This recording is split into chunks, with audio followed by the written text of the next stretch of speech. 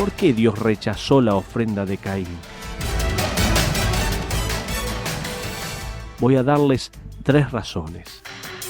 En primer lugar, porque la ofrenda de Caín no tenía sangre.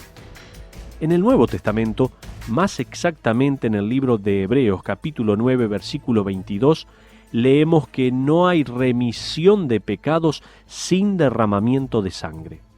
Ahora, existen algunas opiniones en cuanto a esto, a las que no voy a dedicarme a discutir, las cuales dicen que Caín vino a Dios con una mala actitud y a causa de esto Dios no aceptó su ofrenda.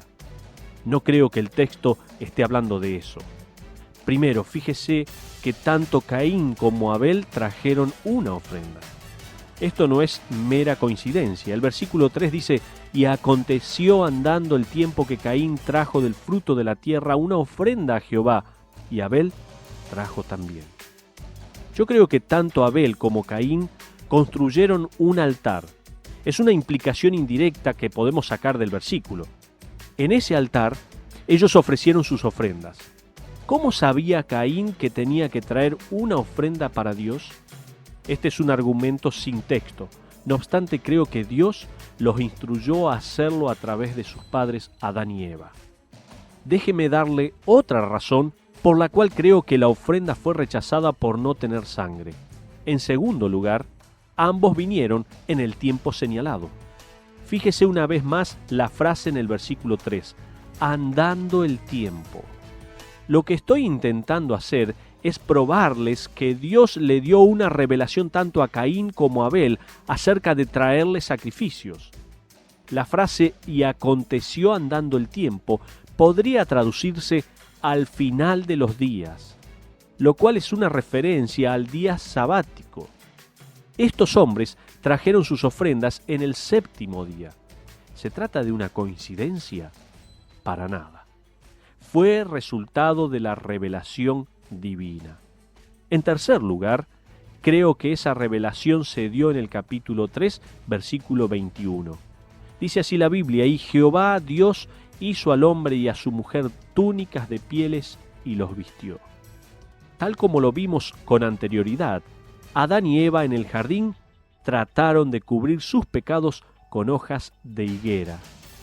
Esto no era suficiente, ya que se trataba de una obra de propias manos. Dios mata a unos animales, les quita las pieles y viste a Adán y a Eva. Pienso en esas prendas. Dios les dio una revelación allí. Solo hay una manera de expiar pecados. Expiación significa cubrir el pecado. Uno no puede cubrir el pecado con hojas de un árbol. Uno solo puede cubrir o expiarlos a través del derramamiento de sangre, quitando una vida. Las hojas de una higuera jamás van a servir para expiación de pecados. Entonces, creo que Dios rechazó la ofrenda de Caín, dado a que, sobre todas las cosas, la misma era sin sangre. Pero también la ofrenda de Caín era fruto de sus manos. En segundo lugar, Dios rechazó la ofrenda de Caín porque era el fruto de sus manos. Esta es la religión de la época de Caín: el acercarnos a Dios a través de las obras de nuestras manos, buscar satisfacer a un Dios santo a través de algo que hacemos. Esto era insuficiente, ya que nuestras propias obras no pueden expiar nuestros pecados. La ofrenda de Caín era fruto de la tierra. En tercer lugar, creo que la ofrenda de Caín fue rechazada por Dios porque era fruto de la tierra. Caín ignoró la maldición. Fíjese en el pasaje que acabamos de estudiar, en el capítulo 3, versículo 17. «Y al hombre dijo: por cuanto obedeciste a la voz de tu mujer y comiste del árbol de que te mandé, diciendo: no comerás de él». Fíjese en la maldición.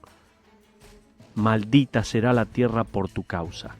Con dolor comerás de ella todos los días de tu vida». La tierra cayó bajo maldición. No hay nada de esta tierra que por el trabajo de nuestras manos pueda satisfacer a un Dios santo.